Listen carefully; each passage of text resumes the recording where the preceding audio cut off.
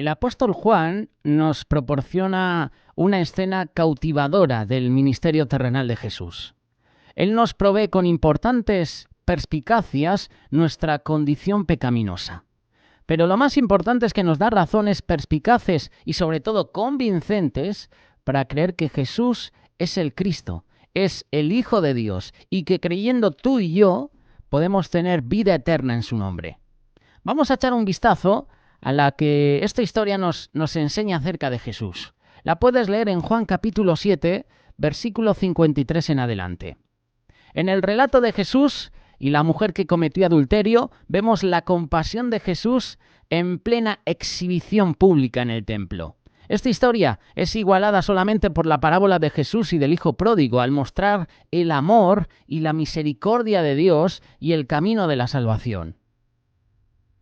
Un día, mientras Jesús enseñaba en los atrios del templo, los fariseos y los maestros de la ley trajeron a una mujer que había sido sorprendida en el acto de adulterio. Forzándola a pararse frente a toda la gente, le pidieron a Jesús lo siguiente: Maestro, esta mujer fue sorprendida en un acto de adulterio. En la ley, Moisés nos ordenó apedrear a tales mujeres. Ahora bien, ¿tú qué dices? Si Jesús hubiera consentido en apedrear a la mujer, estaría quebrantando la ley romana, haciendo que la gente desconfiara de él. Sin embargo, negarse a apedrearla podría interpretarse como tratar la ley de Moisés con demasiada ligereza, pasarla por alto. Sabiendo que estaban tratando de atraparlo en una trampa, Jesús se agachó y comenzó a escribir en el suelo con el dedo. Persistieron en interrogarla hasta que Jesús se levantó y dijo: Cualquiera de vosotros que esté libre de pecado, que lance la primera piedra. Esta es una tremenda declaración acerca de ser juzgados, no solo hacia la mujer adúltera, sino hacia todos los pecadores. Jesús dijo que solo los que estaban sin pecado eran dignos de tirar la primera piedra. Luego retomó Jesús su posición inclinada para escribir de nuevo en el suelo. Uno por uno, desde los más grandes hasta los más pequeños, la gente se escabulló silenciosamente hasta que Jesús y la mujer se quedaron solos. Jesús se volvió a enderezar y le preguntó: Mujer, ¿dónde están los que te condenaban? ¿Nadie te ha condenado? La mujer respondió: Nadie, Señor. Y Jesús dice: Entonces yo tampoco te condeno. Vete ahora y no peques más. Fueron las últimas palabras de Jesús. Y este es un ejemplo de cómo Jesús perdona todo pecado. Él no condenó a muerte a la mujer adúltera. Tampoco dijo que, puesto que había venido, su acto adúltero ya no era pecado. Al contrario, él reveló abiertamente su pecado cuando le dijo: Vete y no peques más. Basada en la ley de Dios, esta mujer había cometido un pecado que requería la sentencia de muerte. Sin embargo, Jesús, que también era Dios, tenía la autoridad para perdonar el pecado de esta mujer, lo cual él hizo. Sin embargo, la sentencia de muerte para esta mujer era un mandamiento de Dios que tenía que cumplirse, y ni siquiera Jesús podía romper los mandamientos. Así que algunos piensan que solo unos días después Jesús murió en su lugar en la cruz, cumpliendo los requisitos de la ley en su nombre. El pecado de la mujer adúltera fue perdonado por Dios. ¿Para qué? Para nunca más ser recordado. Perdón completo, vida eterna. Ese es el plan maravilloso y salvador. Jesús no solo murió por los pecados de esta mujer. Cualquiera que lo acepte como su Salvador puede recibir perdón completo y vida eterna. Como la mujer adúltera, su muerte en la cruz cumplió la ley por todos los que le seguirán.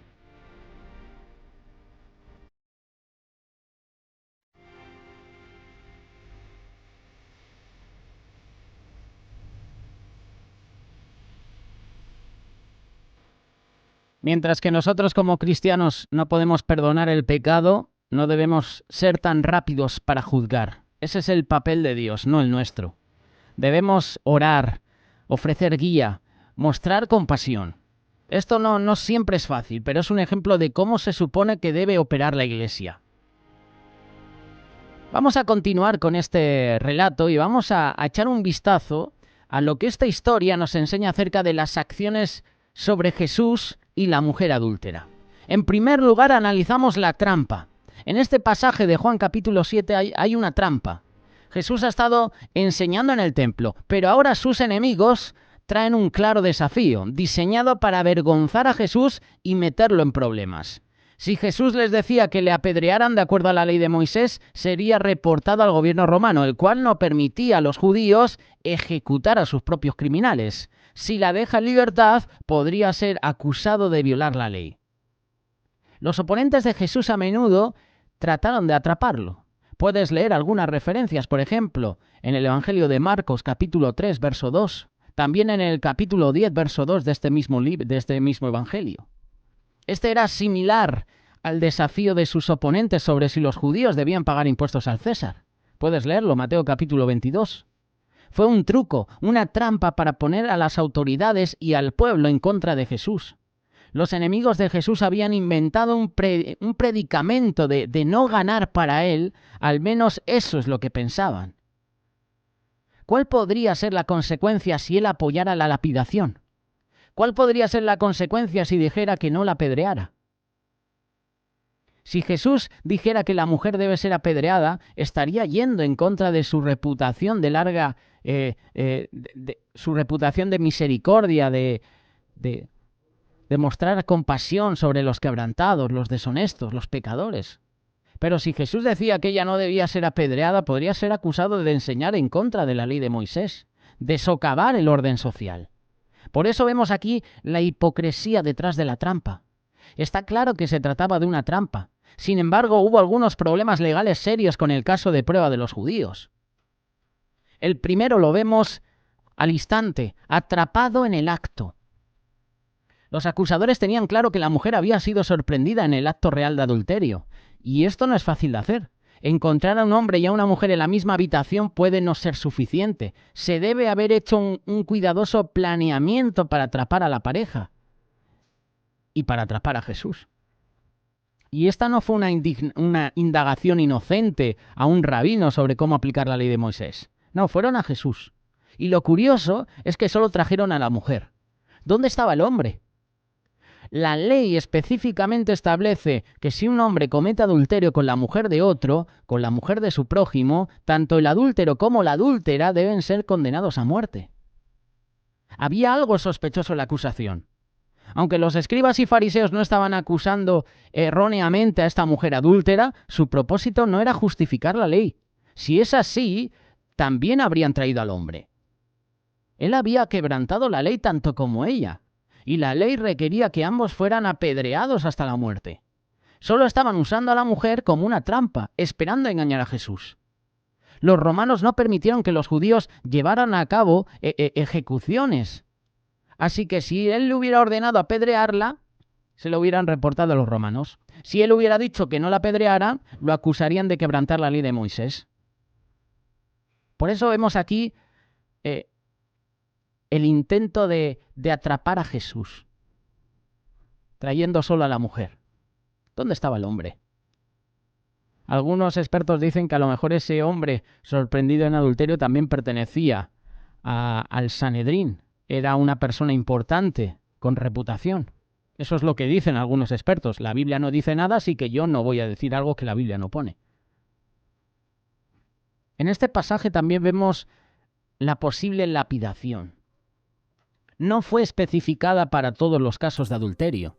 La ley de Moisés no especifica la lapidación para todos los casos de adulterio, aunque podría ser implícito, pero solo en el caso cuando una virgen prometida fue sorprendida en el adulterio, en cuyo caso ambas partes serían lapidadas. Puedes leerlo, Deuteronomio capítulo 22, versículos 23 y 24. Rara vez se llevaba a cabo la muerte por adulterio. De hecho, el castigo más común para el adulterio en la sociedad judía en los días de Jesús no era la muerte, sino el divorcio. Era la compensación económica para el marido del propio adúltero. Los líderes religiosos pensaron que habían puesto la trampa perfecta. Lo llamaban maestro, fingiendo ser respetuoso. Pero la adulación nunca funciona con Jesús. No funcionó entonces. En la intensidad del momento, en las prisas por hacer las cosas rápidas, lo presionaron para que diera su respuesta. Los acusadores exigieron una respuesta, pero Jesús no respondió de inmediato. Jesús se inclinó y comenzó a escribir en el suelo con el dedo. Cuando siguieron interrogándoles, se enderezó y les dijo: si alguno de vosotros está libre de pecado, sea el primero en tirarle una piedra. Y de nuevo se inclinó y escribió en el suelo. Una cosa está clara. Jesús no les contestó de inmediato. En vez de eso se quedó callado. Y el silencio era ensordecedor.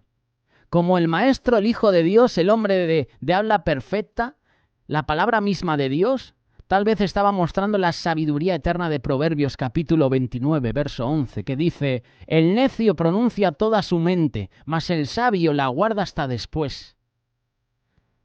Jesús no respondió palabra, y en varios pasajes Jesús no responde palabra. Por ejemplo, en el pasaje de la mujer sirofenicia, esa mujer que viene a la presencia de Jesús y dice: Maestro, tengo a una hija que está muy mal. Dice la palabra que Jesús no le respondió palabra. Jesús no lo hizo. ¿Por qué? No podemos estar seguros, no lo sabemos. Pero piénsalo de esta manera. Este periodo de silencio, chocante por cierto, dio a estos hombres la oportunidad de cancelar su caso. Este silencio le dio a su conciencia la oportunidad de hablar antes de que se avergonzaran ante la multitud. Los hipócritas, los torpes, los tontos que eran, persistieron. Eran líderes ciegos. Y Juan dice que continuaron preguntándole. Así que se levantó y les dio una respuesta sorprendente. Lo curioso es que también les dio una tercera opción. Ellos podrían fácilmente haber dado un paso adelante para creer en él y recibir el perdón de pecados, pero no lo hicieron. Y mientras ellos en silencio lentamente se alejaban, Jesús se inclinó para escribir de nuevo en la arena. ¿Cómo les respondió Jesús? ¿Qué es lo que les dijo? ¿Dio una respuesta complicada? ¿Dio una respuesta legal? No, dio una respuesta simple, que les habló directamente a su conciencia. Él dijo: el que sea inocente, que se adelante y que tire la primera piedra. Esta fue la respuesta asombrosa de Jesús. Primero Jesús sostuvo la ley de Moisés, aceptó la culpabilidad de la mujer y reconoció la consecuencia apropiada, la muerte por lapidación. Jesús no lo negó, pero al mismo tiempo expandió la fuerza de la ley al incluir una mención de los pecados de los acusadores también. Al hacer esto evitó que la ejecución se llevara a cabo. Y esto no solo se extendió, hablando de misericordia a la mujer, sino que evitó cualquier violación de la ley civil romana. Jesús no estaba haciendo de la perfección sin pecado un requisito para apedrear a la mujer y hacer cumplir la ley. Si ese fuera el caso, entonces nadie podría llevar a cabo la ley de Moisés. Todo el mundo peca, todo el mundo ha cometido pecado y los pecadores fueron responsables de llevar a cabo la ley. Jesús no estaba haciendo de la perfección sin pecado un requisito para apedrear a la mujer. ¿Qué estaba diciendo Jesús aquí? ¿Qué quiere enseñarnos Jesús con esta respuesta? Puede haber insinuado el hecho de que el testigo o testigos presenciales estaban ausentes. ¿Quién vio el pecado? ¿Le estaban espiando a la mujer? ¿Habían forzado la situación para que esa mujer cayera y así presentarla a Jesús? Si el único testigo de este pecado era el hombre que también estaba involucrado, entonces esa persona merecía ser apedreada al mismo tiempo y era un testigo descalificado. Y qué chocante sería esto si fuera uno de los fariseos. Si este no fuera el caso, entonces los fariseos confiaban en el testimonio del hombre involucrado. Si es así, entonces estaban encubriendo su pecado para servir a sus propios propósitos. Eran culpables.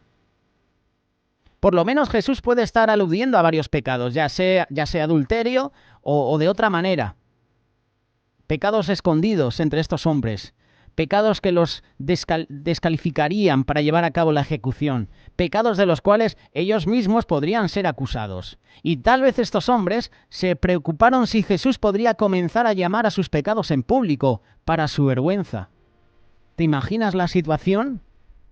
Que de repente Jesús se levanta y dice: tú estás haciendo esto. Sucedió. Jesús, no públicamente, pero en secreto con la mujer samaritana, le descubrió su pecado. Estás con un hombre y ese hombre no es tu marido. Sacó a la luz ese pecado. ¿Tú te imaginas que Jesús en ese momento empieza a sacar los pecados de estos fariseos? Sería increíble. Este versículo es a menudo señalado por liberales para invalidar a alguien de juzgar cualquier pecado como malo. Por eso hay que considerar cuidadosamente la respuesta de Jesús.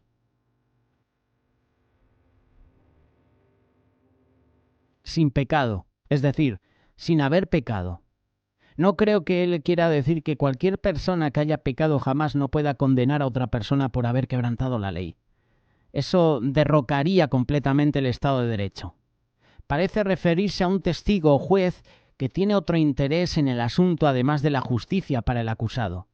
Y en muchos tribunales modernos, un juez que tiene un interés personal o un conflicto de intereses en un caso está obligado a recusarse a sí mismo. Y esto es muy parecido a la enseñanza de Jesús en el Sermón de la Montaña. No juzgues hasta que hayas quitado el pecado de tu vida que te impide ver el pecado de otro. Mateo capítulo 7, versículos del 1 al 5. Luego hemos mencionado tirar la primera piedra, que es una referencia a un requisito en la ley de Moisés de que los testigos sean los primeros en matar a una persona. Tú que escuchaste su blasfemia, ciertamente debes matarlo. Tu mano debe ser la primera en matarlo, y luego las manos de toda la gente. Deuteronomio capítulo 13, versículo 9. Por el testimonio de 2 o 3 testigos morirá un hombre, pero nadie morirá por el testimonio de un solo testigo. Las manos de los testigos deben ser las primeras en ejecutarlo y luego las manos de todo el pueblo. Deben purgar el mal de entre ustedes. Deuteronomio capítulo 17, versículos 6 y 7. Pero los testigos en este caso en particular no estaban interesados en que se hiciera justicia. Ellos querían atrapar a Jesús, le daba igual la mujer, le daba igual el hombre que también había sido sorprendido en adulterio, les daba igual la ley de Moisés, querían atrapar a Jesús. Por lo tanto, eran testigos manchados que tenían intereses ocultos en el resultado del caso, y todos lo sabían. No estaban libres de pecado. Hasta que Jesús llega y sorprende de nuevo. Aquí vemos el equilibrio que Jesús logró con su respuesta. Defendió la ley de Moisés, requirió que los acusadores tomaran acción para llevar a cabo la ley, señaló su culpabilidad como testigos prejuiciosos, malvados en este caso, y por último pudo haber evitado un linchamiento en el caso de esta mujer.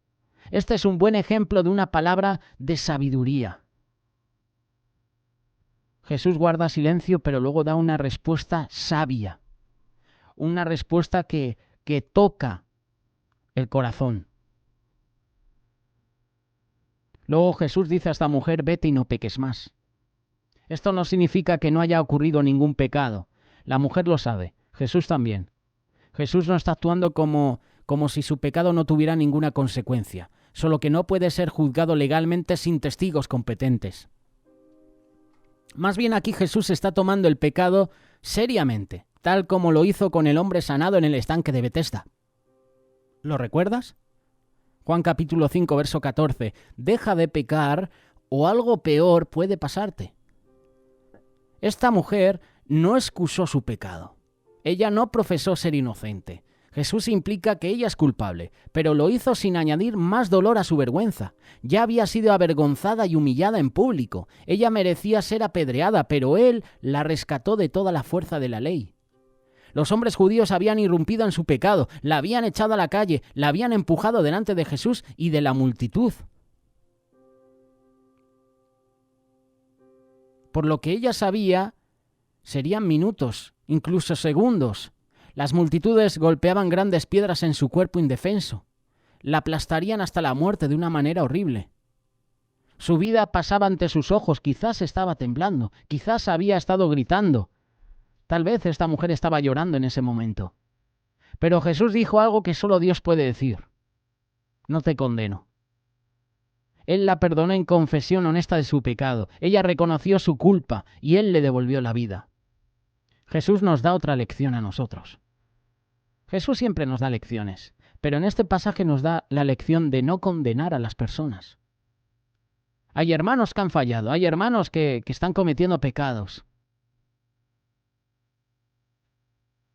No condenes. Yo no te condeno, dijo Jesús. Y nosotros muchas veces condenamos a los hermanos, los humillamos. Y no solo los humillamos en privado, sino que los humillamos tristemente en público. Sacamos a relucir todos los pecados. Esta mujer reconoció su culpa y Jesús le devuelve la vida. Jesús no minimiza su pecado. De hecho, dijo, no peques más. El perdón no es una licencia para pecar, es una razón para no pecar. Y en Romanos capítulo 6, versículos del 1 al 2, el apóstol Pablo dice esto. ¿Qué diremos entonces? ¿Debemos continuar en pecado para que la gracia abunde? Que nunca lo sea. ¿Cómo vamos a seguir viviendo en ella los que morimos al pecado? A lo mejor la Biblia que tú tienes es una traducción diferente. Yo la estoy leyendo a través de internet. Hay diferentes páginas web donde puedes leer la Biblia y hay varias traducciones. Esta es la que más me ha llamado la atención. ¿Qué diremos entonces?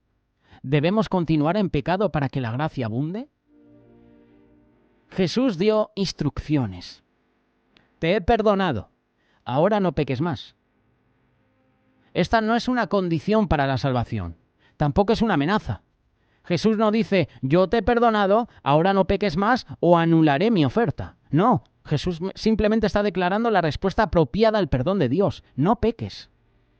Así que tomemos estas mismas palabras. Estas palabras que Jesús le dio a esta mujer. Todos los que hemos creído en Jesús para salvación no tenemos que pecar. No peques. Puedes confiar en el Espíritu Santo que mora dentro de ti como Él prometió en Juan capítulo 7. Pero debes tomar la decisión. Si sigues pecando, tal como lo hacías antes de creer en Jesús, entonces tienes un problema serio. O nunca creíste en Jesús o estás confundiendo acerca de Jesús sus cosas. Por eso, inclínate a los pies de Jesús. Reconoce la seriedad de tu pecado. Sigue sus órdenes. Él te ha perdonado de pecados terribles. En todo esto Jesús revela la verdad sobre él mismo, sobre nuestro pecado, sobre nuestra naturaleza humana. Mira lo que dice Gálatas capítulo 3, verso 24. Por lo cual la ley fue nuestro maestro para llevarnos a Cristo a fin de que fuésemos justificados por la fe. El llamado es al arrepentimiento. En ambos casos Jesús no excusa ni pasa por alto el pecado. Más bien Él suavemente llama al pecador al arrepentimiento. Y hay varias cosas que podemos aprender de las acciones y de las palabras de Jesús en esta historia. Las vamos a resumir brevemente. Cuando la gente trató de atrapar a Jesús en palabras, Él confió en la sabiduría de Dios para ayudarle a encontrar una palabra de sabiduría. Y nosotros también podemos. Te invito a que leas Primera carta de Corintios, capítulo 12, versículo 8. Escribir tranquilamente en el suelo era parte de la sabiduría que Jesús ejerció en esta ocasión. Jesús no requiere la absoluta impecabilidad de jueces y ancianos, pero Él requiere que hayamos tratado con nuestros propios pecados para que podamos ver con clara y desapasionadamente cómo está la situación en los demás. No para condenar, sino para restaurar, para ayudar. De otra manera es probable que proyectemos nuestras debilidades y pecados sobre otra persona en nuestro juicio. Los líderes religiosos se escabulleron. Tenían demasiado miedo de reconocer su pecado, demasiado orgullo para admitir que estaban equivocados. Tenían miedo de que dependían de Jesús. Pero la mujer pecadora, sorprendida en el acto de adulterio, creyó en Jesús. Ya no le importaba lo que la gente pensara de ella. Ella había sido expuesta por su pecado. Su única esperanza era creer en Jesús y recibir el perdón completo que solo Jesús te puede dar. ¿Cómo pudo Jesús perdonar el pecado de esta mujer? En vez de autorizarla a ser apedreada hasta la muerte, Él tomaría el castigo por sus pecados sobre sí mismo en la cruz en las siguientes semanas. Él haría por ella lo que ningún líder religioso podría hacer. Tomó su apedreamiento en forma de cruz. Y el punto no es que esta mujer no mereciera la pena de muerte por adulterio. Ella lo hizo. Cuando crees en Jesús, Él toma la pena de muerte por ti. Puedes seguir pecando y tratando de hacer cosas religiosas, pero vas a morir por tus propios pecados. Puedes creer en Jesús como Dios y Salvador. ¿Por qué? Porque Él murió en tu lugar. Debemos restaurar a una persona con mansedumbre, con humildad. Jesús nos llama a arrepentirnos y a dejar de pecar. El arrepentimiento es vital para la salvación.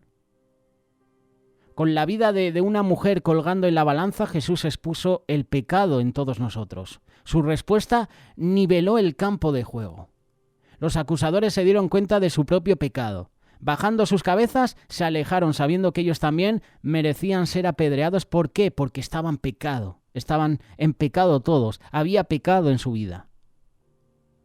La gente que había venido a atrapar y avergonzar a Jesús ahora salieron avergonzados. Y este pasaje capturó dramáticamente el espíritu misericordioso, perdonador de Jesús, una vez más, junto con su firme llamado a una vida transformada. Como los fariseos, no siempre actuamos como personas perdonadoras. No restauramos la vida de los demás. Siempre estamos condenando. Pero cuando nos detenemos a considerar nuestros propios defectos, nos damos cuenta de que ninguno de nosotros tiene derecho a tirar piedras. El pecado nunca debe ser tratado a la ligera. Dios nos llama a apartarnos del pecado, pero a su vez nos ofrece perdón.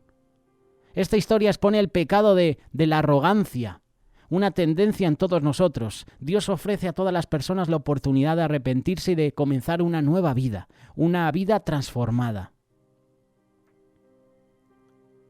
Este pasaje también deja algunas preguntas para la reflexión. Jesús no condenó a la mujer, pero tampoco pasó por alto su pecado. Le dijo que se fuera y dejara su vida de pecado. Y ese es el mensaje que Jesús nos da hoy. Me has conocido a mí, deja de pecar. La pregunta, ¿está Jesús llamándote a arrepentirte del pecado? ¿Estás listo para aceptar su perdón y para comenzar una nueva vida? Si ya has creído en Jesús, entonces te hago una pregunta. ¿Qué dices del mandamiento más razonable de Jesús de ir y no pecar más? ¿Qué pecados hay en tu vida que sigues cometiendo? Jesús le dijo a esta mujer, vete y no peques más. Y hoy Jesús nos dice, vete y no peques más. Arrepentimiento, pero después poner en acción lo que hemos aprendido. Vete y no peques más.